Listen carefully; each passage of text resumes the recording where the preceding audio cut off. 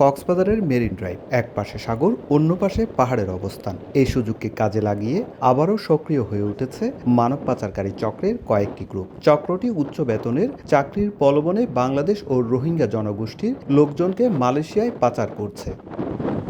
BGB জানায়, স্থানীয় কিছু প্রভাবশালী ব্যক্তির ছত্রছায়ায় বেশ কয়েকটি সংঘবদ্ধ চক্র মিয়ানমার থেকে বাংলাদেশ এবং বাংলাদেশ হতে মিয়ানমার হয়ে মালয়েশিয়া পর্যন্ত মানব পাচার ও মাদক পাচারের সঙ্গে জড়িত।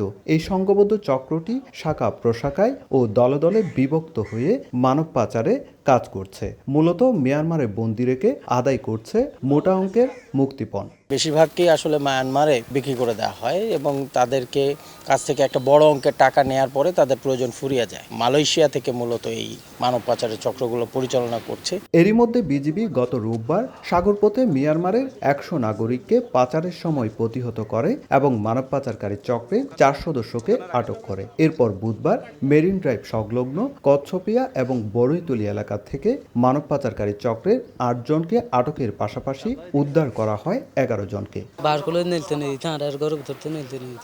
তারপরে টিয়া বসে আনা তো শুনে হলো মালয়েশিয়ার পৌঁছানোর পরে টিয়া লেগে এরপরে নারার ঠান্ডা নদী গত বাইরের দিয়ে নদী তালামারি রাখে। গত 8 মাসে কক্সবাজারের টেকনাফ থেকে মানব পাচারকারী চক্রের 62 জন সদস্যকে আটক করেছে বিজিবি।